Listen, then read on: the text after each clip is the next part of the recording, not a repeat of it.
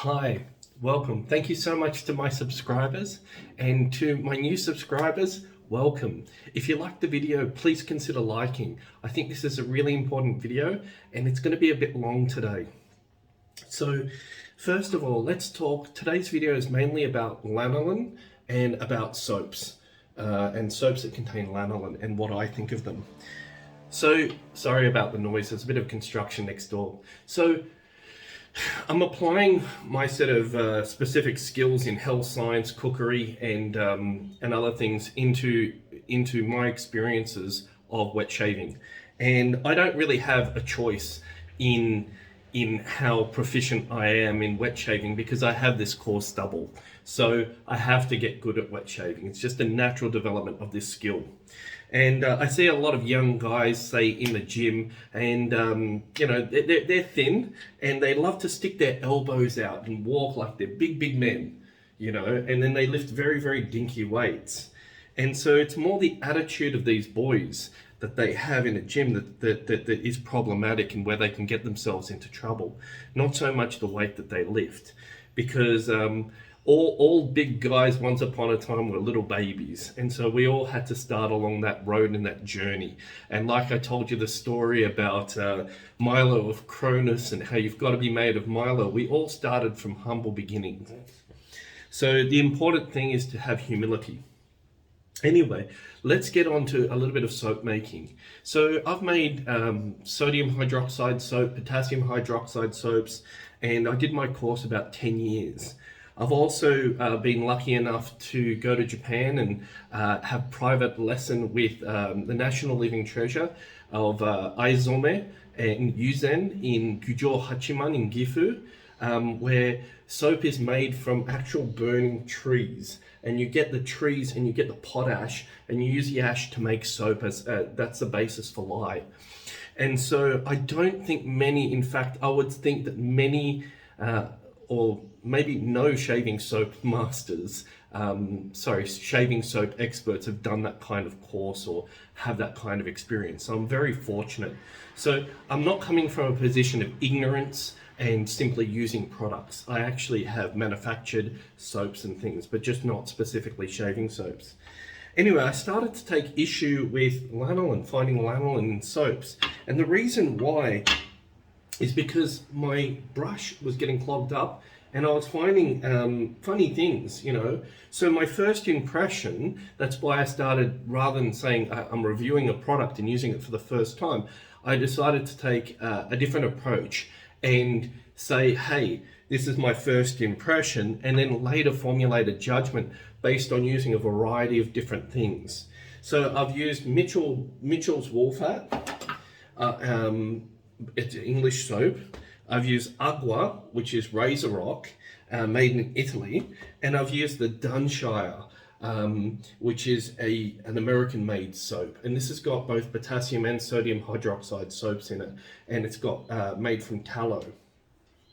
And I was thinking, my brush is getting clogged, and it's got lanolin. Now, there's very important properties to lanolin. Lanolin is the grease, and it's a unsaponifiable grease from wool. And what unsaponifiable means is that the saponation process to saponify fats and turn them into soaps, you need potassium or sodium hydroxide, a lye, to start converting that in order to create a surfactant, which is what soap is. So this can't be. So what you're doing by mixing a soap with lanolin that can't be saponified is you're just mixing the two. You're not changing the nature of the lanolin inside it.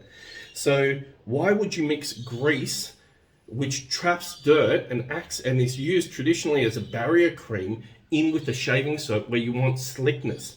What's the point? Because it's gummy and it's waxy and it prevents razor glide, in my opinion.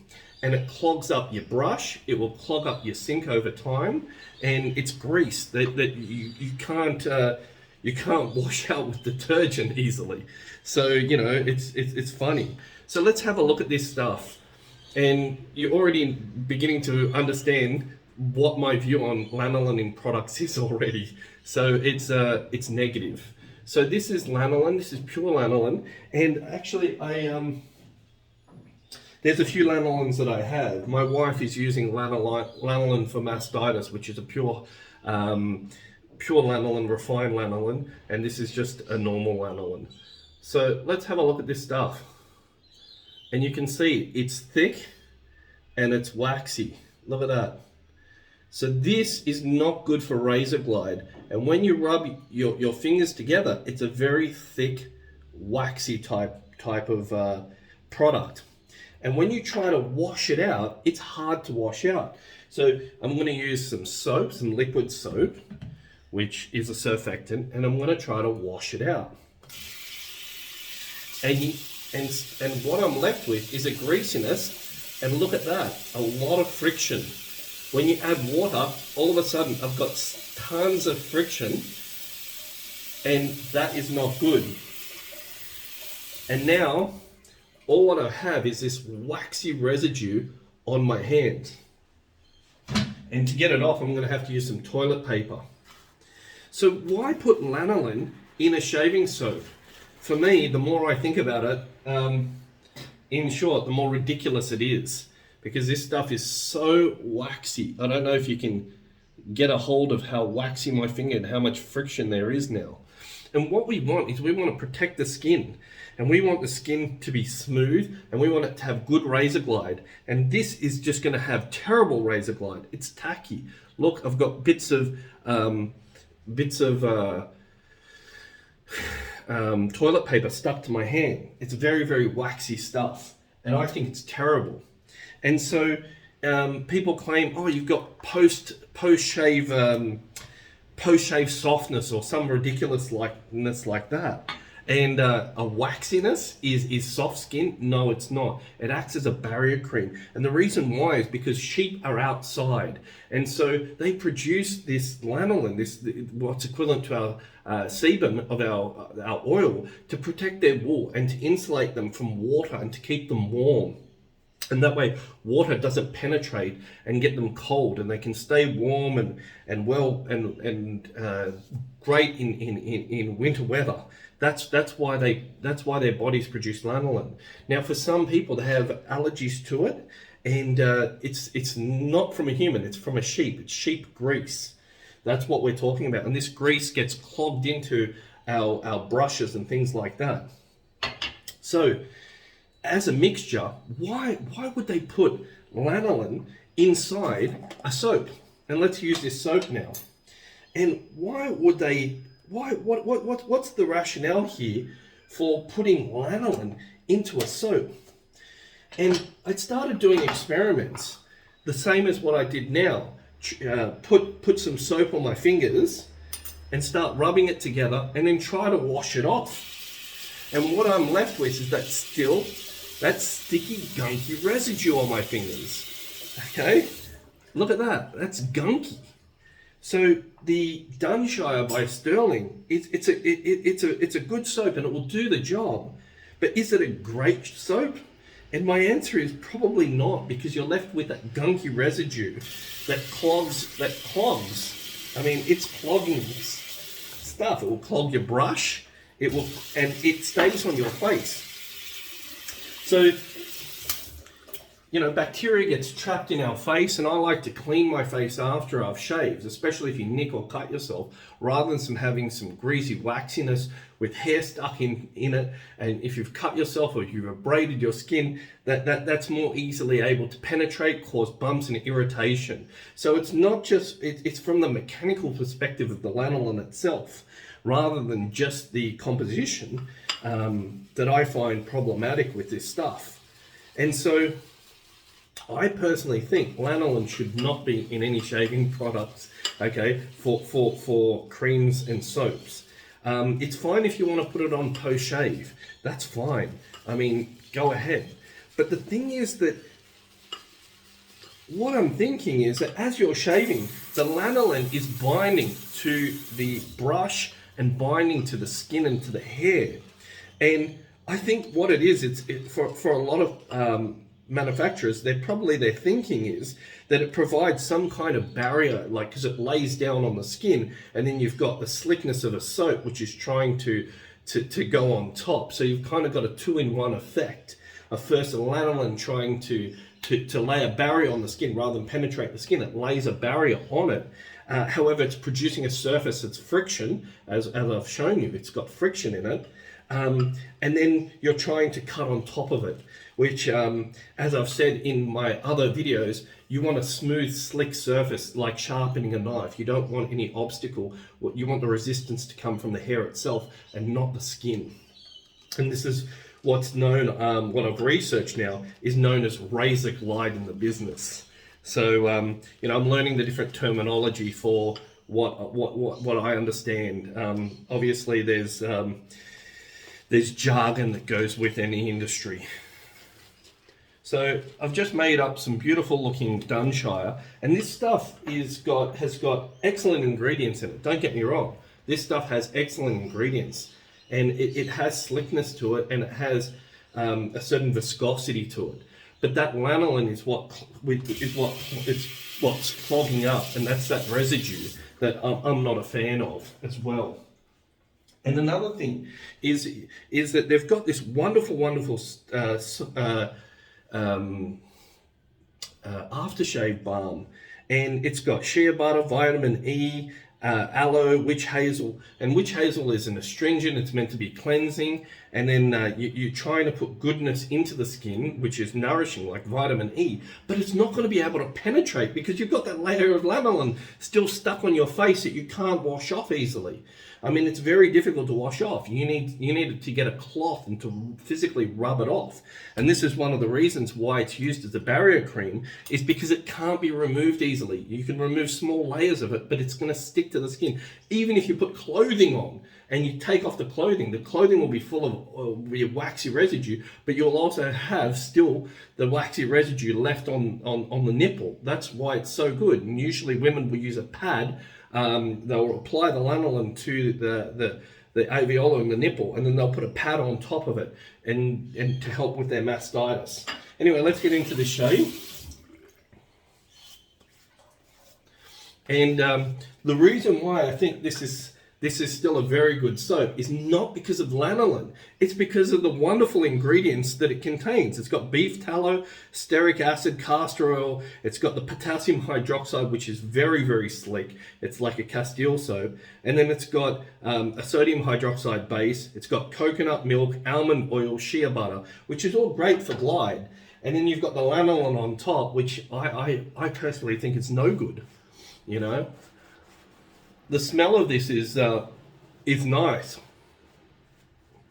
It's they modelled it after the Acqua di Gio, and the soap still performs well, but it's not because of the lanolin. And that post-shave feeling from lanolin that people claim is really nice and stuff, it's a waxy, sticky residue. How is that a nice post-shave feel? That's nonsense. I've used lanolin. I have a hand injury. I mean, I can't open my hand. I was given lanolin to rub on top of my skin as a barrier to prevent it from drying and cracking as it healed, as a barrier cream. So, a lot of nonsense that's out in the, in the wet shaving community. And a lot of men are not receptive to something which is new. They've been using lanolin and they've been saying, oh, this is great in my soap. It's waxy. Look at that. That is so much friction on in between my fingers, even though I've wiped my hands a number of times on a towel. Anyway, I love this game changer. It's the third shave. I have 48 hours, just under 48 hours of growth. And let's give it a shave. Another thing is that, I mean, look at that. That's a beautiful first pass. I mean, just knocking back the hair. And this soap does okay, but again, it's got that waxiness to it. And I think the reason why it still does okay is, like I said, not because of the lanolin, but in spite of the lanolin, it creates a thicker foam. And for me, I want more razor glide. So it has a lot of other tremendous ingredients to compensate for that stickiness of lanolin that lays down on top of the skin.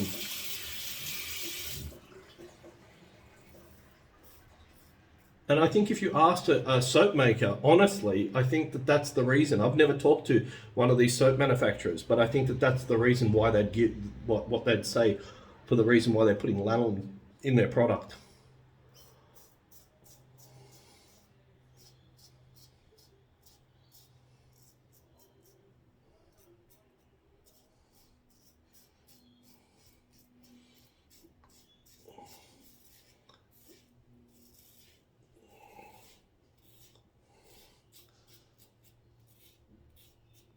Because the lanolin is competing.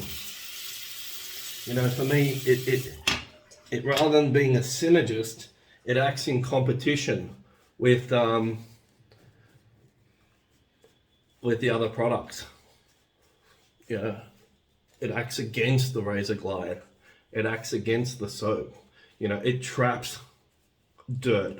It traps grease. You know, that's what this greasy stuff does.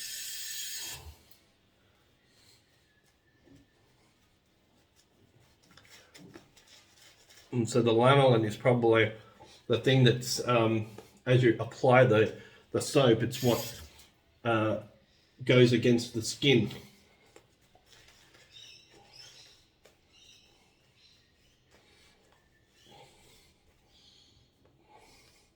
So generally, I'm against lanolin in soaps.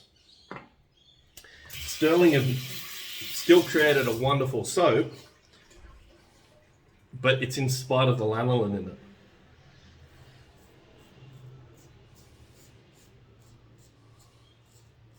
That's my thoughts.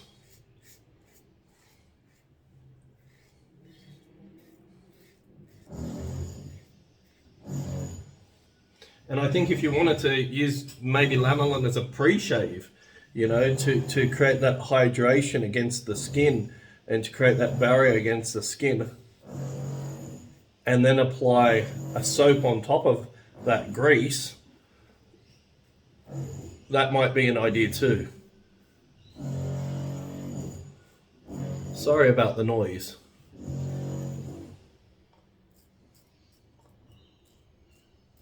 And another thing is that I have very coarse stubble and I have dense growth. So for someone who is, say, of Asian origin, a young kid with very sparse growth, to compare their growth and their shaving ability with mine, it's crazy. It's crazy because I'm forced, not by choice, to adapt to having to deal with coarse stubble. I mean, there's gents out there who can shave with a butter knife and they're fine. They can get, you know, 20, 30, 40, 100 shaves out of a de-eraser. I can't.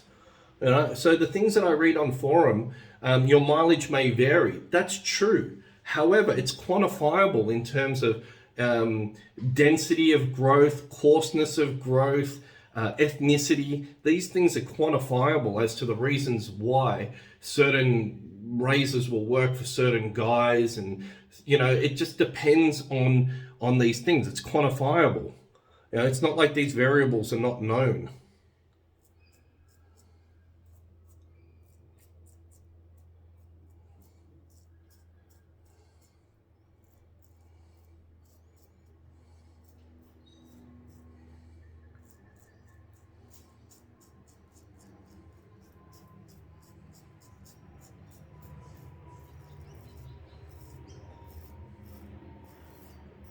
So what might work for a young Asian boy might not work for a European type stubble.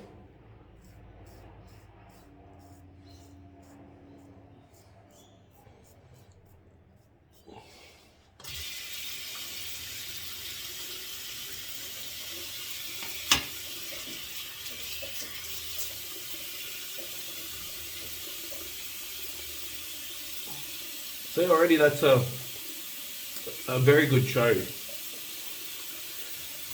And this is still slick. I mean, this still has slickness to it. And I think we're going to see what happens when I try to wash off this to apply the aftershave balm, whether I still have that sticky residue. and tomorrow whether there's a residue on my brush after I rinse this out. Because this is the best, without a doubt, this Sterling is the best soap that I've ever used that contains lanolin in it. But it's just a mixture in there. It's not combining with the other ingredients so much to you know, it's not compounding with the other ingredients. You know, you're just stirring it in, essentially. Well, that's my understanding.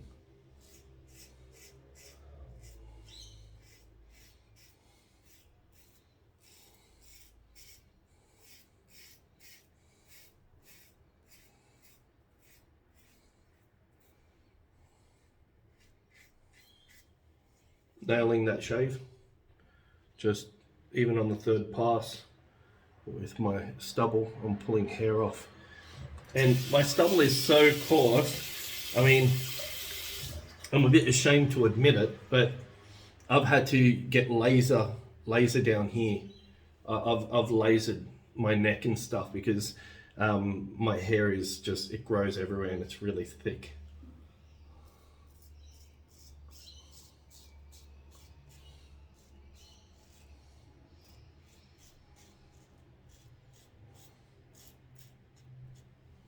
Beautiful.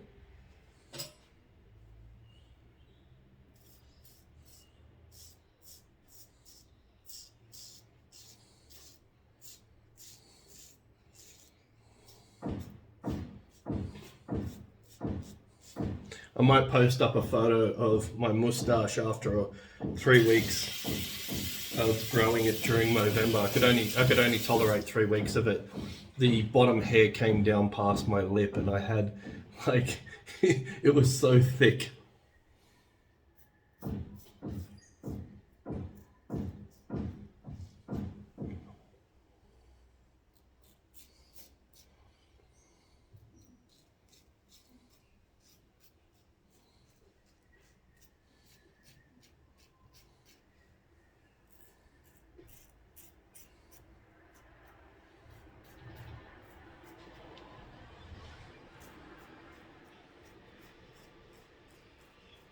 Okay, I'm just going to hit a few bits of blood.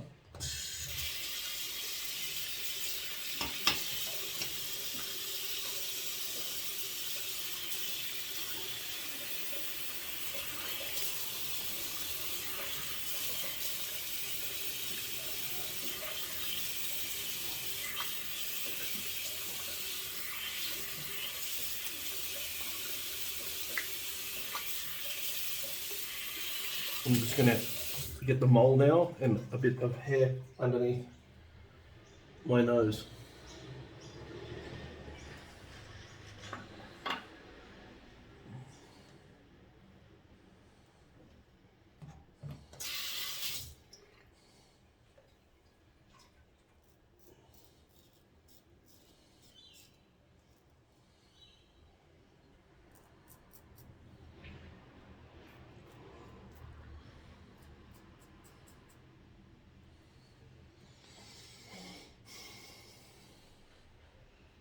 Okay, cool.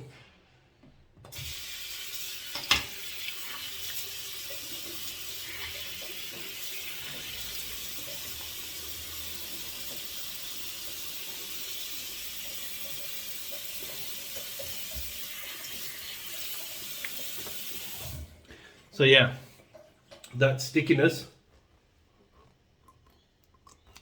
I think it's coming from the lanolin. Yeah, that's what I think. And if you start putting, yeah, it's definitely sticky.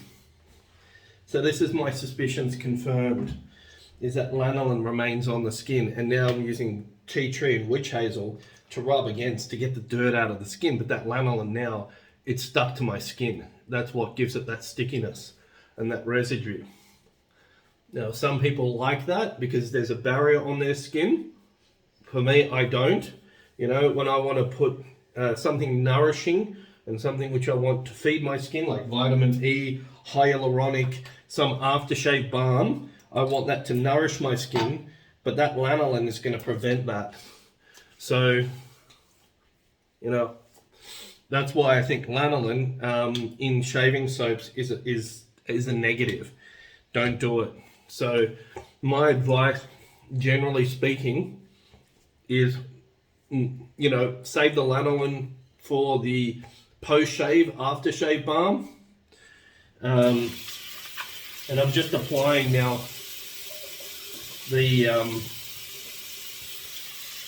cream, and it's greasy, and that's fine, because greasiness is a barrier, it's a protection, and it allows the skin to, you know, have protection against wind, water, chafing, and things like that. But I'm going to rub some of that off. But again, with the lanolin, that aftershave that you've spent money on is just going to sit on top of the skin and not penetrate inside the skin if you've got the lanolin in the soap. So lanolin in shaving soaps and creams is 2 thumbs down. From now on, I'm going to avoid buying anything with lanolin in terms of a shaving soap or cream. I don't advocate it, I don't recommend it. I think it adds very little to the quality of razor glide and skin protection personally. That's just my thoughts. And it traps dirt and grease and prevents nourishing ingredients from penetrating the skin. It's a nice feeling product, but again, what you're left with is that residue of lanolin afterwards. Anyway, that's my thoughts. Thank you for watching a controversial video on lanolin. Tell me what you think. Does lanolin work for you? Why do you like lanolin? Do you have any chemistry experience with lanolin? Do you have, like, what is your experience with lanolin? What type of stubble do you have? How coarse is it? And things like that. They're important variables that we have to consider as to, you know, what a product does for us, whether we like it or not. Anyway, thanks for watching. I've got still some weepers here from rushing through and trying to discuss this with you. But yeah, I think for me, no. Anyway, thanks for watching.